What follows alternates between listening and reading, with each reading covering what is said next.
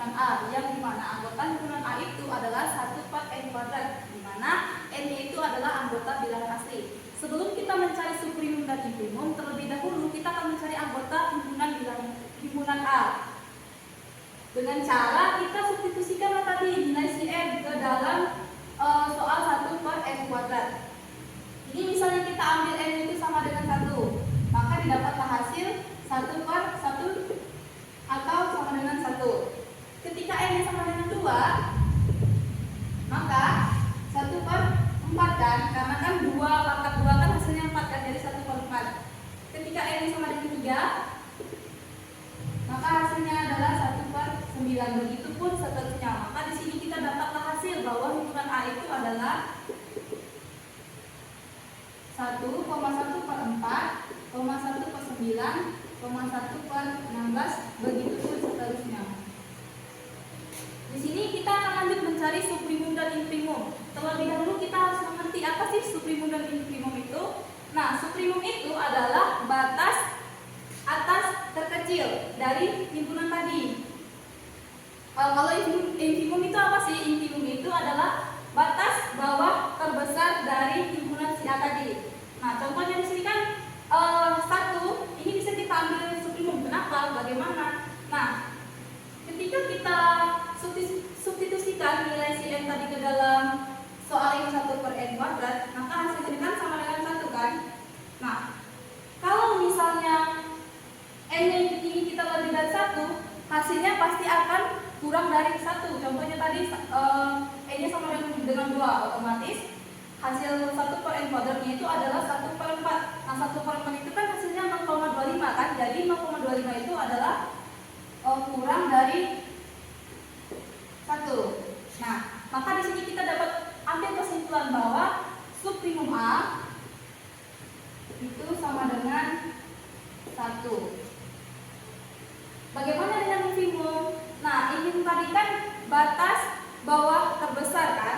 Di sini ketika kita masukkan setiap anggota n tadi ke dalam soal 1/n², itu pasti menuju ke 1, dan ketika n yang lebih besar dari 1 atau kita sebut kata hingga, otomatis dia pasti akan menuju ke 0, tidak tentu kan, 0, ke berapa gitu. Contohnya tadi ini 0,25 dan seterusnya pasti menuju ke 0. Maka di sini kita bisa mengambil kesimpulan bahwa infimumnya itu adalah 0.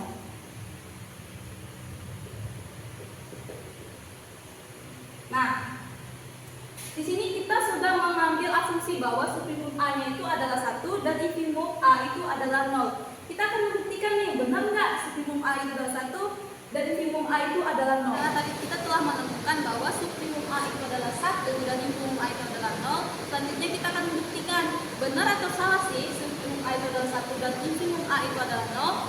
Pertama, kita akan buktikan terlebih dahulu suprimum A itu sama dengan 1. Nah, di sini kan tadi dibilang bahwa n itu anggota bilangan asli. Kita cari bilangan asli terkecil. Bilangan asli terkecil itu kan 1 kan? Maka n itu pasti lebih besar dari 1. Nah, di sini kita akan mengoperasikan. Kita kali kedua ruas ini dengan kita kalikan kedua ruas ini, maka ya dihasilkanlah n² itu lebih dari 1². Karena 1² itu kan sama dengan 1 kan, maka hasilnya n² lebih dari 1. Nah, selanjutnya kita operasikan lagi, maka didapatlah hasil 1/n² lebih kecil dari 1. Kenapa 1/n² lebih kecil dari 1? Di sini kita kita coba ulas kembali bahwa pada pertidaksamaan itu ada sifat kebalikan bilangan positif. Misalnya A itu lebih besar dari B, maka ketika A-nya itu 1/A, maka dia akan kurang dari B. Contohnya, A-nya kita ambil sembarang misalnya 2, B-nya itu 1.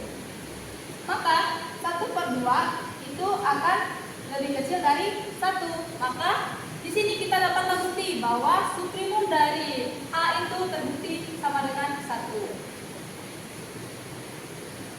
Selanjutnya kita akan membuktikan infimum dari A itu sama dengan 0. Oke, karena tadi kita sudah menentukan dan membuktikan bahwa suprimum A itu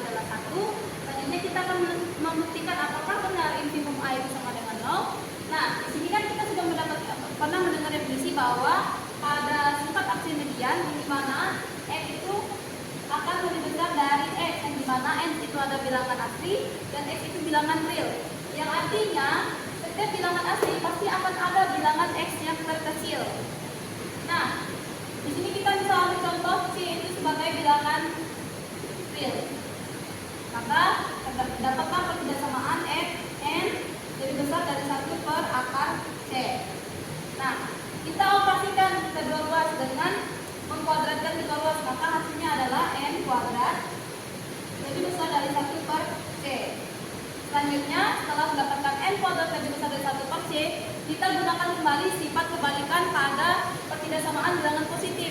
Maka didapatkan hasil 1 per N kuadrat kurang dari C. Nah, ini yang berarti setiap ada elemen di A yang itu kurang dari C. Misalnya tadi kan elemen di A itu adalah 1,1 per 4, 1 per 9, dan seterusnya. Misalnya C-nya di sini. Otomatis pasti ada bilangan C terkecil. Makanya di sini pembuktian ini terbukti salah. Maka terbuktilah bahwa infimum dari A itu adalah 0. Oke, sekian dari video aku. Terima kasih sudah menonton. Selamat coba.